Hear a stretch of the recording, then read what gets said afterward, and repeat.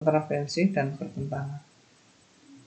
Untuk akulturasi sendiri itu ada masuknya budaya ke dalam masuk budaya asing ke dalam kebudayaan yang ada tanpa mengulang kebudayaan yang lama. Untuk persaingan ada usaha tertentu yang untuk mencapai keuntungan tanpa adanya ancaman atau kekerasan dari para pelaku. Kontravensi ya bisa dikatakan suatu persaingan juga, atau pertentangan atau pertikaian. Untuk pertentangan itu sendiri itu bisa dilakukan antar individu, bisa juga kelompok, untuk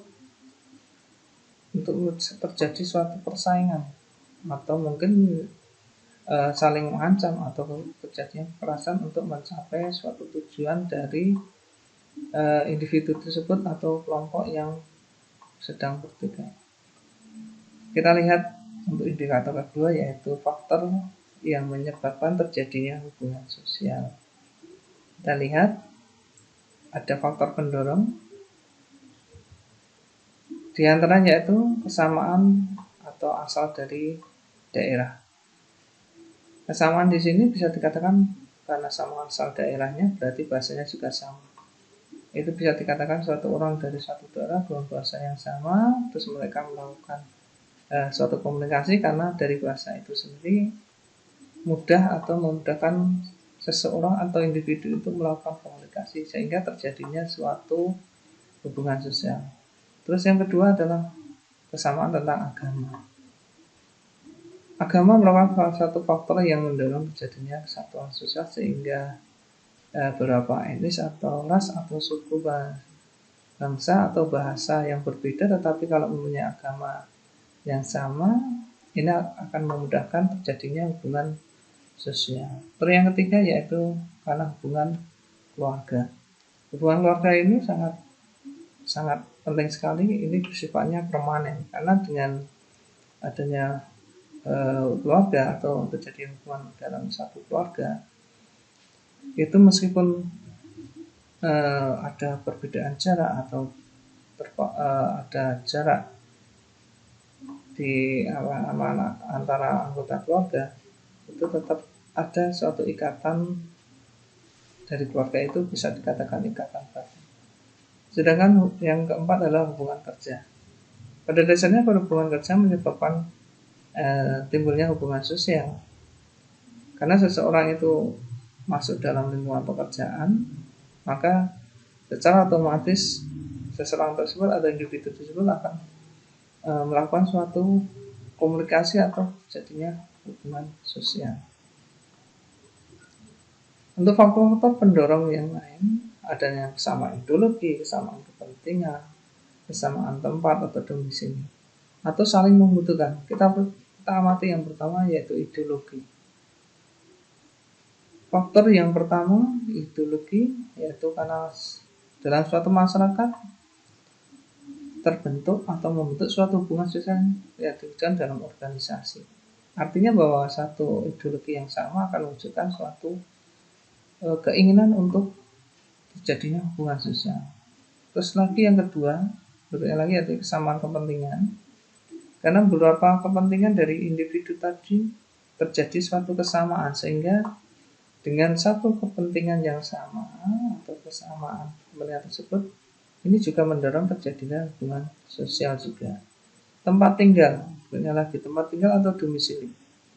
Suatu daerah itu akan satu daerah yang ditinggali beberapa individu atau orang-orang atau suatu perkampungan itu dengan mudahnya akan terjadinya hubungan sosial dan tidak terpengaruh faktor lain seperti agama, suku, atau profesi dan sebagainya. Artinya bahwa suatu daerah itu akan mudah terjadinya hubungan sosial karena dalam suatu daerah itu mungkin dari bahasanya juga akan sama. Terus yang ketiga adalah saling membutuhkan. Artinya bahwa hubungan sosial itu karena individu dengan individu yang lain atau seseorang dengan orang lain akan terjadi hubungan sosial karena saling membutuhkan atau saling ketergantungan. Selanjutnya ini beberapa contoh. Yang pertama kaitannya dengan bahasa. Bisa kalian lihat bahwa dengan sama bahasanya, artinya bahwa komunikasi mudah, terus kesamaan agama, karena beda etnis tetapi agamanya sama juga mudah, hubungan keluarga. Ini apalagi hubungan keluarga, ini juga akan menjadi sangat erat atau kaitannya dengan keterdekatan antara hubungan antar anggota keluarga. Ini akan memudahkan terjadi hubungan sosial. Terus yang berikutnya adalah hubungan kerja. Ini juga sangat mempengaruhi tentang hubungan sosial itu sendiri. Terus ada lagi nih, ideologi, kepentingan, kesamaan tempat tinggal, dan saling membutuhkan. Ini beberapa contoh ini bisa kalian pelajari mengenai kenapa atau faktor apa yang memudahkan terjadi hubungan sosial. Untuk berikutnya lagi, kaitannya dengan dampak hubungan sosial. Kita lihat hubungan sosial itu berdampak positif maupun negatif. Yang kita bahas yang pertama yaitu kaitannya yang positif.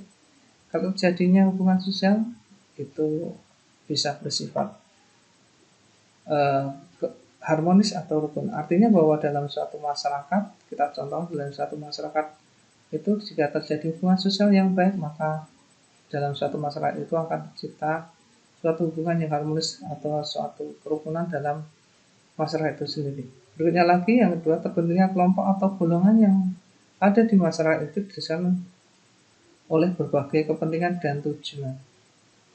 Terus berikutnya lagi, dampak yang ditimbulkan yaitu kaitannya dengan hubungan sosial itu membentuk kebutuhan masyarakat. Karena dalam adanya hubungan sosial itu mendorong masyarakat untuk saling mengisi kebutuhan masing-masing. Berikutnya lagi, untuk yang keempat, contohnya adalah kepentingan masyarakat. Artinya dalam suatu masyarakat itu punya kepentingan, maka dalam masyarakat itu mempunyai atau saling mengisi kebutuhan masing-masing, sehingga masyarakat itu sendiri dapat saling membantu, saling melengkapi. Dengan kegiatan tersebut, maka akan menciptakan dampak yang sangat baik atau menciptakan suatu dampak harmonis dan kerukunan dalam masyarakat itu sendiri. Contoh yang lain yaitu meningkatkan perekonomian. Itu bisa, karena dengan hubungan sosial yang baik akan menciptakan suatu perekonomian dalam suatu hubungan sosial itu sendiri. Berikutnya lagi, terwujudnya demokrasi. Terus munculnya adalah pembagian kerja dalam masyarakat, karena dengan adanya hubungan sosial masyarakat akan terseleksi dengan sendiri sesuai dengan kemampuan masing-masing. Mempererat persahabatan di antara warga karena adanya hubungan sosial akan terbina silaturahmi.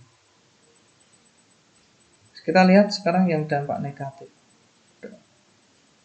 Hubungan sosial itu sendiri bisa mengakibatkan suatu perbedaan, perpecahan. Yang kita lihat yang pertama yaitu menimbulkan ketegangan, perbedaan pendapat, pandangan dalam hubungan sosial tidak dapat diselesaikan. Contohnya adalah, salah satunya adalah pertentangan, perkelahian antara individu maupun kelompok. Yang kedua, dapat menimbulkan persaingan yang tidak sehat, seperti contoh adalah dengan menjelek-jelekan orang lain atau mungkin dengan persaingan yang tidak baik. Itu bisa terjadi dimanapun tempat, karena hubungan sosial itu sifatnya bisa baik maupun tidak baik. Yang ketiga, dapat munculkan sikap otoriter, atau bisa dikatakan terjadi hubungan sosial itu bisa saling menekan atau mencari kekuasaan. Contoh sederhana adalah seseorang ingin melakukan memimpin suatu kelompok tersebut. Terus akhirnya jika dengan cara tersebut, dengan tujuan untuk memimpin suatu masalah tersebut menggunakan cara yang tidak baik, terus bersifat sewenang-wenang, dan mungkin dengan cara yang lain yang sekiranya tidak pas untuk bangsa Indonesia. Terus yang terakhir, untuk dampak negatif bisa kalian cari di literasi atau di buku yang lain. Demikian untuk pembelajaran hari ini. Untuk kegiatan berikutnya silakan kalian pelajari materi tentang lembaga-lembaga sosial, di antaranya adalah lembaga keluarga, politik, pendidikan, agama. Untuk tugas kalian silakan